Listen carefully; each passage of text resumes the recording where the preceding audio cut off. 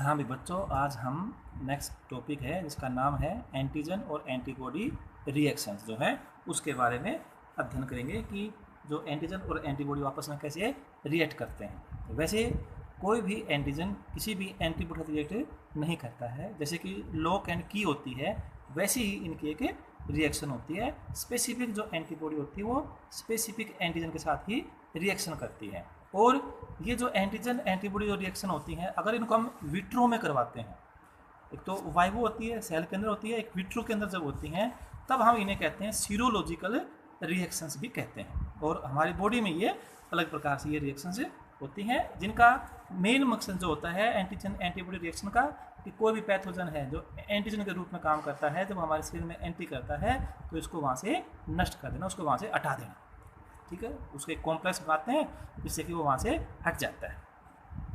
Antigen एंटीजी जो ये reaction होती है इनको हम इम्यूनोलॉजिकल एसेज भी कहते हैं। और इनके अंदर जो होता है हम एंटीजन और एंटीबॉडी का होते हैं हम टेस्ट करते हैं। और ये जो होते हैं ये जब एंटीजन और एंटीबॉडी जब आपस में जुड़ते हैं तो ये कैसे जुड़ते हैं, इसमें नॉन कोवलेंट इंटरेक्शन होती है। ठीक है, हाइड्रोजन बॉन्डिंग होती है इनके अंदर और आयोनिक बॉन्ड्स बनते हैं, हाइड्रोफोबिक इंटरेक्शंस होती हैं। तो ये सभी इंटरेक्शन होती हैं लेकिन ये सभी वीक इंटरेक्शन होती हैं। और अगर ये ज़्यादा एरिया के अंदर काम करती हैं तो ये स्ट्रॉन्ग इंटरेक्शन से बन जाती हैं। वैसे ये वीक इंटरेक्शन से ये होती हैं। ठीक है, और ये जो इंटरेक्शन होती हैं ये बहुत ही छोटे डिस्टेंस के लिए होती हैं। तो इनके लिए क्या होना चाहिए, एंटीजन और एंटीबॉडी की क्या होती है, बिल्कुल क्लोज फिटिंग होनी चाहिए। ठीक है ना, और जितनी क्लोज फिटिंग होगी, जितना एरिया ज़्यादा होगा, उतना ही जो ये बॉन्ड है ये क्या बनेगा, स्ट्रॉन्ग बनेगी। ठीक है ना, तो ये क्लोज फिटिंग कैसी होगी, जब एंटीजन और एंटीबॉडी के बीच में कॉम्प्लीमेंट्रिटी ज़्यादा होगी, मतलब वो एंटीजन जो है स्पेसिफिक एंटीबॉडी से जुड़ता है। जैसे कि हम ये मान लीजिए कि ये कोई भी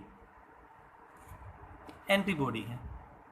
ठीक है, तो ये जो एंटीबॉडी है, ये जैसे कोई भी एंटीबॉडी है तो यहाँ पर जो है ये एंटीजन इससे जुड़ता है। और इस एंटीजन के क्या होते हैं, ये तो ये होते हैं पैराटोप और ये क्या होगा उसका एपिटोप। तो ये पैराटोप और एपिटोप जितने कॉम्प्लीमेंट्रिटी होगी, जितने एक दूसरे के मैच करेंगे, उतने ही जो होता है ये जो इंटरेक्शन है कोवलेंट जो बॉन्डिंग बनती है वो क्या होगी, स्ट्रॉन्ग बनेंगी। और एंटीजन एंटीबॉडी जो इंटरेक्शंस क्या होंगी वो मजबूत बनती है। ठीक है, इसके अंदर जो होता है एंटीजन एंटीबॉडी रिएक्शंस के अंदर क्या होता है कि जो स्ट्रक्चर थी आपको मैंने बताया था कि एंटीजन जो होता है वो मल्टीवैलेंट होता है, उसकी वैलेंसी होती है। वैलेंसी का मतलब क्या होता है, जैसे कि आपको मैंने बताया था भाई ये कोई भी एंटीजन होता है, इसकी सरफेस के ऊपर ये अलग अलग प्रकार के ये स्ट्रक्चर होते हैं, इसको हम एंटीजेनिक डिटर्मिनेट्स कहते हैं। ठीक है, किसी भी एंटीजन के ऊपर उसकी सरफेस के ऊपर कई प्रकार के ये हो सकते हैं। ठीक है ना, तो ये एंटीजेनिक डिटर्मिनेंट जो होते हैं इनके स्पेसिफिक जो होता है एंटीबॉडी के ऊपर जो होता है एंटीबॉडी बाइंडिंग साइट बोलते हैं। और वो जो साइट होती है वो हम पैराटोप के रूप में कहते हैं, वो साइट होती है वहाँ पर जुड़ती है। और किसी भी एंटीबॉडी के अंदर लगभग दो जो होती हैं एंटीजन बाइंडिंग साइट होती हैं। तो एंटीजन की तो वैलेंसी बहुत ज़्यादा होती है और एंटीबॉडी की वैलेंसी जो है 2 या उससे ज़्यादा होता है। क्योंकि कोई एंटीबॉडी जो होते हैं वो ग्रुप में होते हैं तो उनकी वैलेंसी 10 तक भी हो जाती है। तो ये एंटीजन एंटीबॉडी ये रिएक्शंस होती हैं। इन रिएक्शंस के अंदर जो होता है वो एंटीजन जो होता है वहाँ पर उसको पकड़ लिया जाता है और उससे जो होता है वो इनएक्टिवेट कर दिया जाता है। इसके अंदर ये आता है।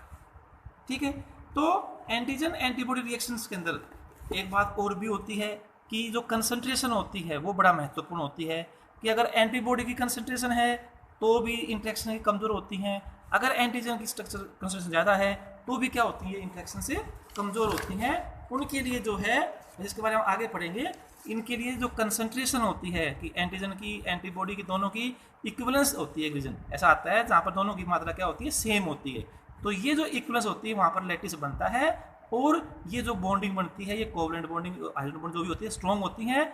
और इस प्रकार जो होती हैं वो एंटीजन एंटीबॉडी की ये रिएक्शन होती है। बाकी जगह इनकी जो है कम वहाँ पर क्या होती है, बाइंडिंग होती है। तो इसको हम जो कहते हैं ये जो एक प्रकार की रिएक्शन है जिसको हम जोन भी कहते हैं, इसका जोनेशन भी कहते हैं, जोन फिनोमेना भी कहते हैं। तो इस जोन फिनोमेना के अंदर जो होता है ये एक कंडीशन बताई गई है जहाँ पर जो है जिसके अंदर एंटीबॉडी जो है यहाँ पर एक्सेस है। ठीक है। और जब एंटीबॉडी एक्सेस होंगी तो उससे क्या होगा कि वो एंटीजन के जो एपिटोप होंगे वो उनसे सिंगली जुड़ जाएंगे, लगभग मोनोवेलेंट बाइंडिंग होगी, तो वो इतनी मजबूत भी नहीं होगी, तो उससे क्या होगा कि वो रिएक्शन के हमें दिखाई नहीं देगी। और जब इनकी मात्रा सेम होती है तो इक्वलेंस अमाउंट में होती है, ऑप्टिमम जो होती है वहाँ पर प्रेसिपिटेशन वगैरह जो भी रिएक्शन होती है वो वहाँ पर ये होती है, तो इसको हम जोन ऑफ इक्वलेंस बोलते हैं, जो में ऑप्टिमल रेशियो होती है एंटीजन और एंटीबॉडी की आती है, ठीक है ना।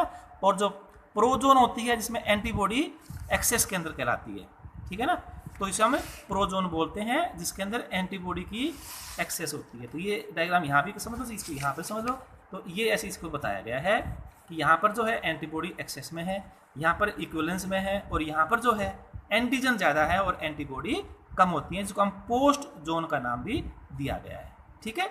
तो ये ऐसी ये रिएक्शंस होती हैं वैसे, और इसको हम आगे भी पढ़ेंगे, ये एक प्रकार की प्रेसिपिटेशन रिएक्शन के रूप में भी इसको हम दिखाएंगे। तो ये इनके अंदर ये जोनेशन जो होती है वो बड़ी महत्वपूर्ण होती है।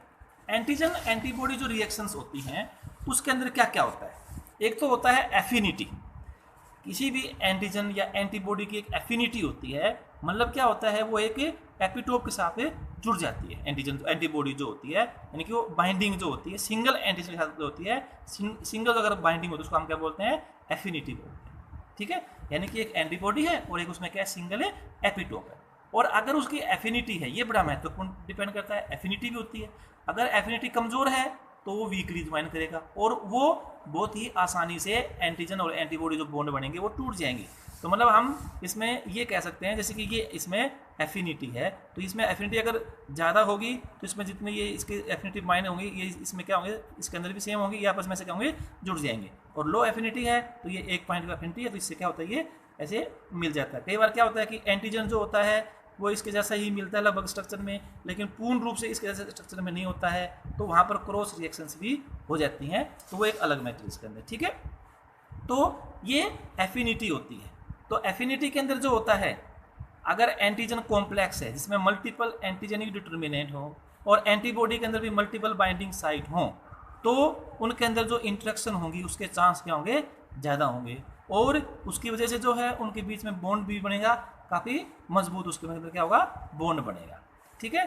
तो ये एफिनिटी कहते हैं। तो एक सदाया एफिनिटी मतलब वो एंटीबॉडी और एंटीजन जो होती है वहाँ पर वो जुड़ता है एंटीजन। एक होता है एविडिटी।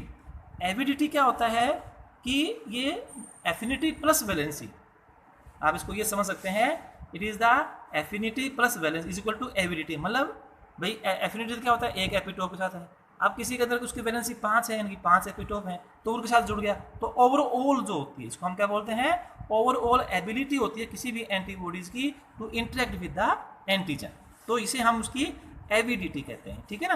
तो ये एविडिटी होती है। तो इसके अंदर हम ये बताने की कोशिश करेंगे कि एविडिटी जो होती है अभी एंटीजन के अंदर क्या होते हैं, मल्टीजल एंटीजेनिक डिटरमिनेंट्स उत्पन्न होते हैं। एंटीबॉडी में मल्टीपल बाइंडिंग साइट अगर हो तो उनके अंदर जो होती है चांस ऑफ इंटरेक्शन क्या होती है, ज़्यादा होते हैं, और स्ट्रेंथ जो होती है इंटरेक्शन क्या होती है वो बढ़ जाती है। तो इसे हम क्या बोलते हैं, the strength of such multiple interactions between a multivalent antibody और antigen is called avidity. Simple भाषा में है कि वो जो एंटीबॉडी है उस पैथोजन के ऊपर जितने एपिटोप होते हैं उन सबसे वो जुड़ जाती है, मल्टीवैलेंट अगर एंटीबॉडी होती है एंटीजन तो वहाँ से जुड़ जाती है, ठीक है ना। तो ये बोलते हैं, ठीक है, इसको एविडिटी बोलते हैं। और हाई एविडिटी जो होती है can compensate for low affinity. मान लो जो एफिनिटी कम लेकिन एविडिटी ज़्यादा है, मतलब वो ज़्यादा के साथ जुड़ गया एक साथ वो एंटीबॉडी, तो वो क्या होती है, बॉन्डिंग भी मजबूत हो जाती है। और जैसे कि आईजीएम है, ये हम पेंटामेरिक आईजीएम बोलते हैं, इसकी एफिनिटी कम होती है in comparison to the IgG. IgG जो है वो मोनोमेरिक होता है, ठीक है ना, और ये आईजीएम हम पता है ये पेंटामेरिक होता है, 5 आपस में जुड़ के जे के द्वारा आपस में जुड़ी हुई रहती हैं। लेकिन आईजीएम जो है उसकी एफिनिटी तो कम है लेकिन उसकी एविडिटी बहुत ज़्यादा होती है, इसलिए वो जो बॉन्ड है इंटरेक्शन क्या होता है वो वहाँ पर काफ़ी मजबूत हो जाता है, ठीक है। ये आता है। अगला जो इसकी कैरेक्टरिस्टिक होता है वो होता है स्पेसिफिसिटी। ये बड़ी महत्वपूर्ण होती है, आपको मैंने पहले ही बताया था कि लॉक एंड की तरह जो होती है ये बिहेव करता है। तो ये स्पेसिफिसिटी होती है कि ability of an individual antibody combining site to react with only one antigenic determinant. Antibody combining site होती है, ठीक है ना। एंटीबॉडी के ऊपर जो होती है वो कंबाइनिंग साइट जो होती है वो एक ही एंटीजन के साथ जुड़ती है, तो उसे हम क्या बोलते हैं, स्पेसिफिसिटी होती है। ये भी इसमें बहुत ज़्यादा महत्वपूर्ण होता है। कई बार ये स्पेसिफिसिटी नहीं हो जाती है तो हमें जो रिजल्ट होते हैं वो कुछ चेंज रिजल्ट जो होते हैं वो मिल जाते हैं। तो इसके अंदर ये एक प्रकार की इंटरेक्शन कहलाता है। अब हम क्या पढ़ेंगे, आपको एंटीजन एंटीबॉडी जो इंटरेक्शंस होती हैं वो कितने प्रकार की होती हैं, हम उनके बारे में आपको पढ़ाते हैं, पर नाम बताते हैं। जैसे कि प्रेसिपिटेशन, सबसे पहले जो टाइप है उसको हम अवक्षेपण भी कहते हैं। अगली है अग्लूटिनेशन, जिसको हम क्या बोलते हैं, स्कंदन भी कहते हैं। फिर है न्यूट्रलाइजेशन, जिसको हम क्या बोलते हैं, तटस्थीकरण कहते हैं। फिर अगली है ऑप्सोनाइजेशन बोलते हैं। और antibody dependent cell mediated cytotoxicity, ADCMC, और कॉम्प्लीमेंट एक्टिवेशन जो है ये होती है। तो ये जो है इस प्रकार की ये रिएक्शंस होती हैं। एंटीजन और एंटीबॉडी रिएक्शंस जो होती हैं ये कितने प्रकार की होती है। एंटीजन एंटीबॉडी रिएक्शन जो होती हैं, या जिसको हम सीरोलॉजिकल टेस्ट कहते हैं, इसको सीरोलॉजिकल टेस्ट के रूप में सबसे पहले कार्ल लैंडस्टीनर ने जो है इस सीरोलॉजी के रूप में इसका अध्ययन किया था। और उन्होंने जो ब्लड ग्रुप जो होते हैं, आइडेंटिफिकेशन जो प्रक्रिया होती है उसके बारे में सबसे पहले बताया था कार्ल लैंडस्टीनर ने, ठीक है भी। अब हम इसकी जो अलग अलग प्रकार होती हैं उनके बारे में पढ़ते हैं कि कौन कौन सी रिएक्शन होती है। तो सबसे पहला आता है प्रेसिपिटेशन रिएक्शंस, ठीक है। प्रेसिपिटेशन रिएक्शंस जो होती हैं ये क्या होती हैं, ठीक है। इसके अंदर जो होता है प्रेसिपिटेशन रिएक्शन के अंदर क्या होती है कि सोल्यूबल जब एंटीजन जो होता है वो एक स्पेसिफिक एंटीबॉडी के साथ रिएक्ट करता है, तो उससे जो इम्यूनो कॉम्प्लेक्स बनता है उसको हम प्रेसिपिटेशन रिएक्शन कहते हैं। अभी इसका मतलब मैं ये मानता हूँ भी एंटीजन सोल्यूबल है, ठीक है ना। एंटीबॉडी वैसे सोल्यूबल होती हैं तो इंटरेक्ट करते हैं आपस में एक्वस सॉल्यूशन में, जिससे एक लैटिस डेवलप होता है, ठीक है। एक लैटिस बनता है जो कुछ समय बाद विजिबल पीपीटी के रूप में हमें वो मिल जाता है, ठीक है। एंटीबॉडी जो होती हैं जो उस सोल्यूबल एंटीजन के साथ जुड़ती हैं उन्हें हम कहते हैं प्रेसिपिटिन। क्या कहते हैं उसको, हमें प्रेसिपिटिन्स कहते हैं उन एंटीबॉडीज को, प्रेसिपिटिन्स इसी से बनता है, प्रेसिपिटिन्स बोलते हैं। तो ये एंटीबॉडी हैं, ये एंटीबॉडी हैं जो उसे एंटीजन के साथ, जो कि सोल्यूबल जो एंटीजन होता है उसके साथ अगर जब जुड़ती हैं तब उसे हम क्या बोलते हैं, प्रेसिपिटेंट बोलते हैं, ठीक है। एंटीजन एंटीबॉडी जुड़ती हैं, जब उनकी मात्रा हम मिला देते हैं तो सोल्यूबल हो जाती हैं वो, तो कुछ मिनट में क्या होते हैं वो लैटिस बना देती हैं। लेकिन वो लैटिस जो होता है वो हमें विजिबल नहीं होता है क्योंकि वो बहुत धीरे धीरे बनता है। स्पष्ट रूप से जो दिखता है वो हमें 2 या 3 दिन के बाद वो हमें दिखता है, वो प्रेसिपिटेट जो पूरा बन जाता है, ठीक है। इसके अंदर इसकी जो प्रेसिपिटेशन जो रिएक्शन होती हैं उसके अंदर कुछ इसमें रिक्वायरमेंट होती हैं।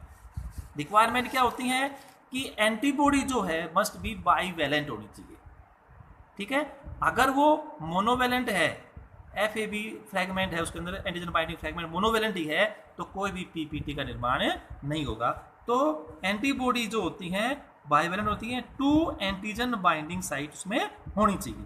और एंटीजन जो है उसके अंदर एक या एक से ज़्यादा जो है एंटी बॉन्डिंग बाइंडिंग साइट होती है, वो यानी कि वो मल्टीवैलेंट होनी चाहिए, ठीक है ना। मल्टीवैलेंट एक तो होता है पॉलीवैलेंट, एक क्या होता है मल्टीवैलेंट होता है, यानी कि उसके मल्टीवैलेंट में क्या होता है, पॉलीवैलेंट के अंदर वो जो एपिटोप है, एक एपिटोप ही अगर कई बार इसमें, जैसे यहाँ पर ये एपिटोप है, एक एपिटोप ये है और बिल्कुल ऐसा ही एपिटोप ये है, सेम है, तो भी ये क्या होता है पॉलीवैलेंट होता है। और मल्टीवैलेंट में क्या होता है, अलग अलग प्रकार की जैसे एपिटोप इसके ऊपर प्रेजेंट होते हैं, तो ये मल्टीवैलेंट या पॉलीवैलेंट होनी चाहिए, ठीक है। अगर पॉलीवैलेंट का मतलब ये है कि एक ही एपिटोप क्या होती है 2 या 2 से ज़्यादा उसकी कॉपी होंगी, तो भी क्या होता है वो प्रेसिपिटेशन जो रिएक्शन है उसको वो कर सकता है। तो प्रेसिपिटेशन जो रिएक्शन होती हैं वो आप ये जो जोन रिएक्शन जो होती हैं ये इसको फॉलो करती हैं। इसमें ये प्रेसिपिटेशन रिएक्शंस के लिए ही बताया गया है कि जब ये हमने ऐसे ग्राफ बनाया गया है जिसके अंदर जो है ये इस साइड में जो है एंटीजन जो है वो ऐड किया गया है और इस साइड में एंटीजन एंटीबॉडी जो कॉम्प्लेक्स है उसका पीपीटी जो बनाएगा, ठीक है ना। यहाँ पर तो उसके पीपीटी है और यहाँ पर हम क्या एंटीजन ऐड करते जा रहे हैं, तो उसके ऊपर जो ये है, तो सबसे पहले इसे हम कहते हैं zone of excess of antibody, और ये है zone of excess of antigen, और इसे हम कहते हैं जोन ऑफ इक्विवेलेंस कहते हैं, यानी कि जिसमें एंटीजन और एंटीबॉडी दोनों इक्वल है। ये एंटीजन है तो किसी सरफेस के ऊपर जो भी है, और ये एंटीबॉडीज के ऊपर जुड़े हुए होते हैं, और ये जुड़ के एक लैटिस की स्ट्रक्चर बनाती है। इसमें बड़ी इंपॉर्टेंट बात होती है ये जो इसमें ये ऑप्टिमल कंसंट्रेशन जिसको हमें बोलते हैं, एंटीजन एंटीबॉडी ऑप्टिमम रेशियो जो होती है, AOR भी कह सकते हैं इसको हम, ठीक है। तो ये इक्विवेलेंस जोन के अंदर आती है। और जब एंटीजन जो होते हैं वो ज़्यादा संख्या में होती हैं एंटीबॉडी मॉलिक्यूल के अंदर होती हैं, तो कई एंटीबॉडी मॉलिक्यूल जो होती हैं बॉन्ड बाइंडिंग साइड जो एंटीजन के ऊपर होती हैं वो रिमेन एम्प्टी होती हैं। यहाँ पर ये तो ये क्या है, यहाँ पर ये एंटीबॉडी की बाइंडिंग साइड क्या कहीं इसमें एम्प्टी होगी क्योंकि एंटीजन ज़्यादा है। और ये यहाँ पर हम क्या देखते हैं, यहाँ पर एंटीबॉडी ज़्यादा है, एंटीबॉडी ज़्यादा होती हैं तो उसके अंदर से क्या होता है कि इसमें मोनोवैलेंट बॉन्डिंग बन जाती है, और उससे क्या होता है प्रेसिपिटेट नहीं बन पाता है, ठीक है ना। तो इसके अंदर ये क्योंकि भी एंटीबॉडी ज़्यादा है और एंटीजन क्या है कम है, तो एंटीजन कम होते हैं उसके अंदर, तो ये इसके अंदर ये स्ट्रक्चर जो होती हैं इसमें ये बन जाती हैं, तो उसमें क्रॉस लिंकेज नहीं पड़ पाती है क्योंकि एंटीजन कम हो गए। ऐसे ही यहाँ पर क्रॉस लिंकेज नहीं बनाती है क्योंकि यहाँ पर एंटीबॉडी कम है। और जब जोन ऑफ इक्विवेलेंस है उसमें क्या होती है दोनों सेम होते हैं, तो उसमें ऑप्टिमल वैल्यू होती है और इसलिए वहाँ पर प्रेसिपिटेट का निर्माण हो जाता है। तो ये जो प्रेसिपिटेशन रिएक्शन होती है इसको हम एंटीजन या एंटीबॉडी की जो है क्वांटिटी निकालने के लिए इसमें काम आते हैं, या कोई अननोन एंटीजन एंटीबॉडी हो उसको ज्ञात करना हो तो उसके अंदर जो होती हैं हम ये प्रेसिपिटेशन रिएक्शन से करते हैं, ठीक है। आगे जो और रिएक्शंस हैं उनके बारे में हमें अगले चैप्टर में पढ़ेंगे।